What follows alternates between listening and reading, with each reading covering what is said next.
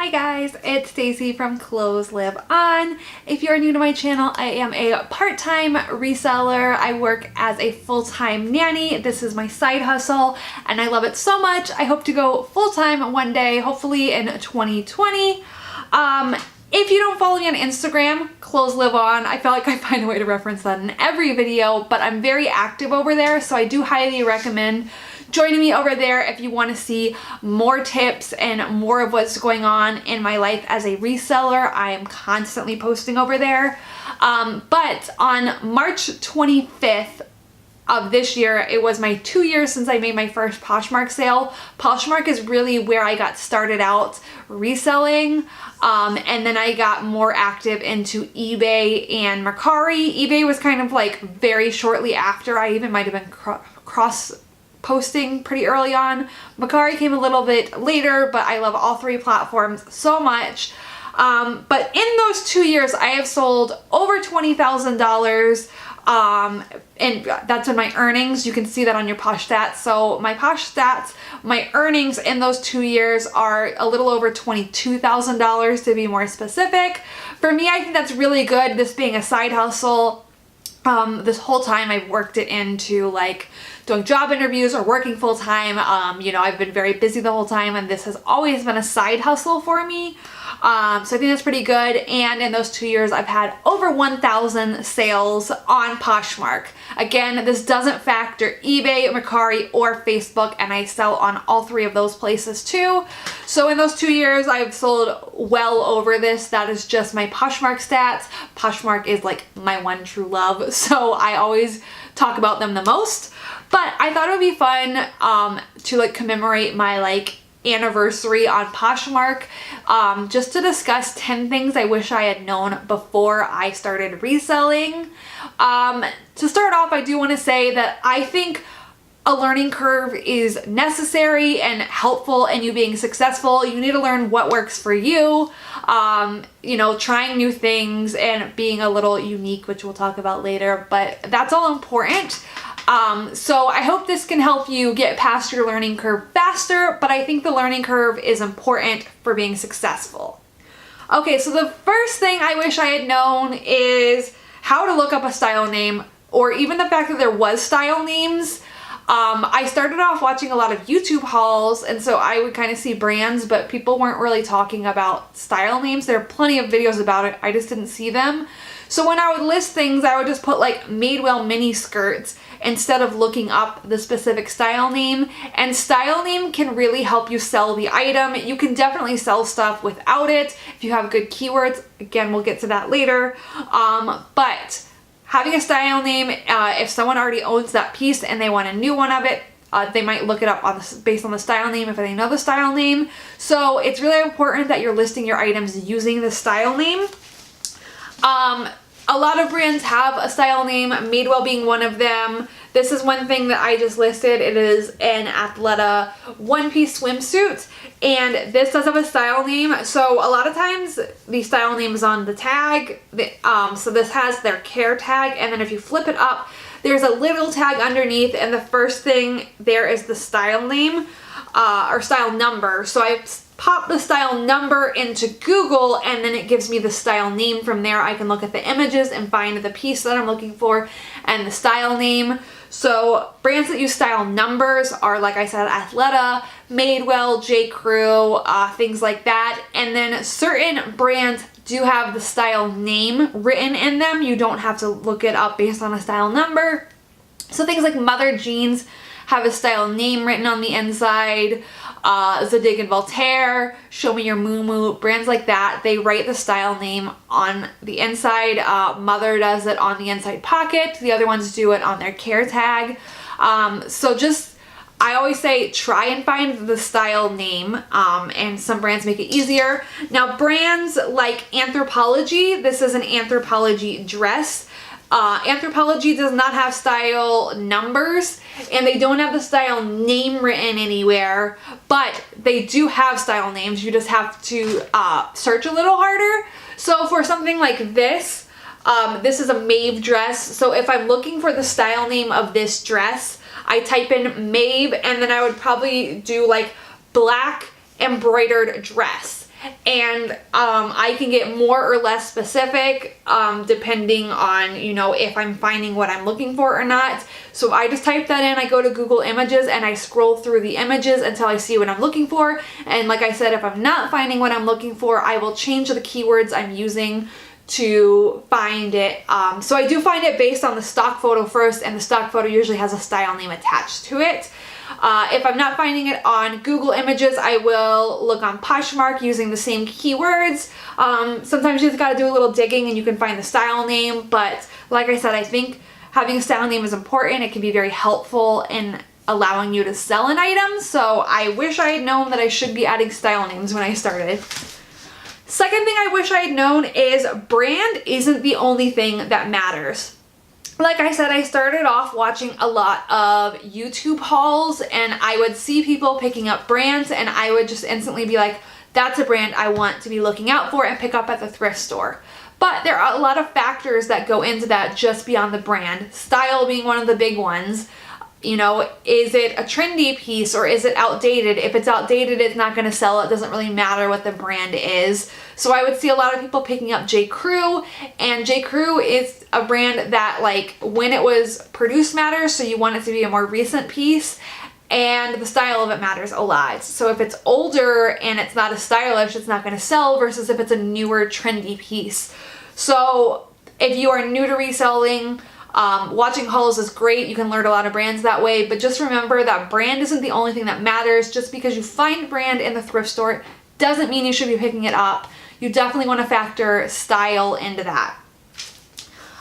Third thing I wish I'd known is looking up comps assures that you don't devalue your item. And I would do this so much. I got really low price points on a lot of my early on items. Because if I picked them up cheap, I was fine flipping them cheap as long as I made some sort of profit. But you don't want to devalue your items. It can actually drive down the market and devalue the item for everyone else who resells it too. You really want to be listing it at the market value, getting the most bang for your buck and all of that. So what I will do is, if I have a style name, let's say I have, like, I don't know, the Madewell Alley Street jeans. I will type that into Poshmark, Madewell Alley Straight jeans. I will make sure that the my size is not turned on, and then instead of available, I go to sold and I scroll through and I see prices. Now a lot of them are going to range, so like you might see like a pair of those jeans that sold for 20, and then you might see one that sold for 35 and one that sold for 45. I kind of just see, I like to price my stuff on the higher end as long as it's not just one outlier. So like if most of the jeans sold for $35 to $40, but one of them sold for $60, I'm not going to price it at that $60 range. I'm going to factor more of that $35 to $40 range, and I might list mine at $45 to $50. You always want to leave room for offers to likers or people to send you offers. It's pretty rare that you're going to get your full asking price, so you always want to factor that you're going to get less than what you list it for. But you do want to look up comps and make sure you're listing it for what you should be listing for. You don't want to overvalue your item and you don't want to undervalue it. So looking up comps is very important, and I was not doing that when I started. All right, number 4, templates will help you save time when you are listing. This is actually something I only recently started. I learned this from Voyage is a Verb. I am a phone lister personally, so I have an iPhone, and you can go under your settings and go to keyboard, and there's a way to create shortcuts. So I made different shortcuts just using a semicolon and then certain things after that. So like semicolon top will automatically pop up a template. There are certain things I fill in for every single item, including the condition, the size, the materials. If it's a top, I do armpit to armpit, I do length. So if I have things that I'm listing every single time I list an item, it makes sense to have it kind of pre-saved where I'm not hand typing those words out every single time. It's a huge time saver, so I have a few different templates. I can make a whole different video on that if you would like. And I do believe Voyage is a Verb on her YouTube channel actually just made a video about this too. But any tips I'm giving you guys in this video, if you want to learn more about it, if you want a further explanation like how to look up comps or how to look up a style name, let me know in a comment down below and I can definitely make a full depth video about it later. But yeah, these templates, they save me a ton of time, so I highly recommend doing some form of templates. I know there's a way to do it for like desktop too if you're a desktop lister, but for me I just created shortcuts in my phone and it saves me a ton of time from having to type out the same words over and over again that I'm constantly using. Alright, number 5 is just because you saw it in a haul doesn't mean you should source it. This goes a little bit with brand isn't the only thing that matters, but it goes to kind of just brand in general. If I see someone pick up, let's say Hollister in a haul, Hollister doesn't sell for me personally, so even if I see someone else buying it, it doesn't mean that I should be buying it from my closet. Some people just have different business models. Some people love doing mall brands, some people love doing super high-end, and I'm kind of more of a middle road person. I don't really like sourcing mall brands or like, you know, lower end mall brands. So just keep that in mind. Like, just because you saw someone pick it up doesn't mean it's going to necessarily fit your closet, work for you, work for the price points that you're trying to get and all of that. I always take any haul with a grain of salt. Hauls are a great way to learn new brands or see kind of what people think is worth picking up, but it doesn't mean always that you should be picking up what you see in those hauls. All right, number 6 is keywords matter. You need to be writing a meaningful description, and you definitely don't want to use fluff words that don't add value. Everything in your description and your title should be meaningful, searchable, and help you sell that item. So a tip I love to give out, I've given out as a closet consultant, and I'm actually helping someone right now who's just starting up on Poshmark, is you don't want to be using words like beautiful, cute, pretty. Really, those are opinion words, and the picture should speak to that aspect. Your photo should tell me that it is a beautiful dress or a unique dress or anything like that. It should not be written out. I should visually be able to see those like generic keywords, and you want to be using meaningful keywords. Meaningful being not only the style name, because I wouldn't really call that a keyword, but is it boho? Is it good for festival season? Even listing the color, you know, is it blue? Or even more specific, is it turquoise? Is it short sleeve? Is it long sleeve? Things like that, these different keywords, and you can get really, really specific. And honestly, the more keywords you're using, the more likely it is that your item will be seen by a buyer. But you always want to be thinking how a buyer is going to be thinking. So they might be searching for like boho festival kimono, and if you have those words in your description, your item is going to pop up. And even if you have an item that fits that description, if you didn't use those words, then the buyer isn't going to see your item. So like I said, just kind of think of things like any way you can of how would someone search for this item so that I can make sure I'm using those words and it can be seen. So the more description you have that is a meaningful description, the better it can be. So don't use fluff words, use meaningful keywords. All right, number 7 is listing measurements in your description saves questions later. A lot of people, Poshmark specifically, doesn't have a return policy, and eBay, you don't have to accept returns. So people want to know ahead of time if it's going to fit them, and measurements are how they're going to figure that out. So I have found that to save me a lot of time and a lot of headache to have measurements already in the description. For tops, like I said, I do pit to pit in length. I do the same for dresses, although I know some people do like the hip and the waist for dresses too. That's not currently something I have. And then for jeans, I do waist, rise, and inseam. All these measurements just help people figure out if the item is going to fit them.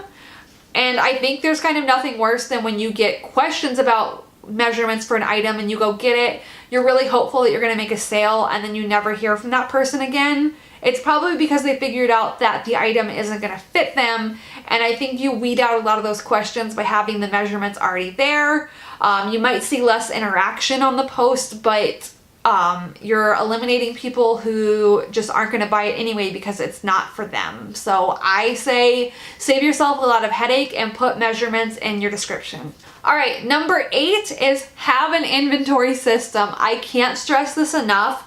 Now, if you have like 50 items or less, or maybe even 100 or less, you can kind of get by without an inventory system. It's a lot easier to find your stuff. But when I finally implemented an inventory system, I feel like it just de-stressed me so much. I was not digging through bins trying to find stuff. I was not panicking when I couldn't find something and going through like my 6 bins over and over and over again. And I do plan to make a video about my inventory system next week, so keep an eye out for that. But yeah, having just a system where you can easily go and find the items. So I have a spreadsheet with all of my items and then what bin and bin number they are, so I can easily, when something sells, I go to my spreadsheet and then I can go to the bin and pull it, and it's very quick and simple and easy and stress-free. And everyone should have an inventory system. Honestly, like, it is a lifesaver. Number 9 is always check for flaws in the thrift store. Honestly, sometimes this is an area I still mess up in, but you are wasting your money if you're buying flawed items. There are going to be some exceptions. If there's a stain and you think you can get it out and it's pretty cheap, you might pick it up anyway, or if it needs a minor repair. But honestly, like, you also need to factor, are you actually going to do that? So if you say you're going to repair a seam, how likely are you to actually do that? If you think it's just going to sit in a pile, you should really leave that item behind. But when you're in the thrift store, you need to go over the item with a fine-tooth comb before you buy it. Check the front and the back for any stains. I like to, especially on white shirts, like, look at the pits, make sure there's no like sweat stains there. Looking at the crotch, especially on like swimsuits or jeans, making sure there's no stains in there. On jeans, I look in the outside of the crotch area because that area gets worn down a lot, like the inner thighs, the crotch. Looking at the hems of jeans to make sure they're not really worn on the back because they get stepped on a lot by people. So just things like that. You know, you really want quality items that you're listing. You're going to have to list it for lower if you're listing a flawed item. You're going to be less excited to list it. So just make sure in the thrift store before you buy it that you're checking your items over really well to make sure you're picking up not only, you know, pieces with a good brand and style, but that are good quality. And number 10 is you need to be unique. I think sometimes, especially when you get started, there are people that you idolize, that you see as being really successful in reselling, and you kind of want to be just like them. But being your own unique person is what's best. You want to stand out from the crowd. There are a ton of resellers, so you need to figure out what makes you unique. So make your own description your own, make your photo setup your own. Like, honestly, to me, like, the white fuzzy rug is so overdone at this point. So like, what can you bring to the table that's different that you're not seeing all over Poshmark already? And the more you can be a unique person, that as long as your items are being, you know, photographed clearly, I can tell what I'm buying, and the descriptions are good, the better, like, the more unique you are, the better. You want to stand out from the group of millions of people on Poshmark. So find your own photo setup, find your own descriptions, find what makes you you, and own that. You don't need to be like anyone else to be successful at reselling. I really think that finding your own niche is what is best. So that is everything I have for this video, my 10 things I wish I had known before I started reselling. If you have any other tips you want to add for new sellers, definitely write a comment down below. If you are new to Poshmark or reselling, check out what other people are saying below. And like I said, if any of these tips you want an in-depth video on them, let me know in a comment down below and I can be sure to do that too. Thank you guys so much for watching, and I will talk to you later. Bye!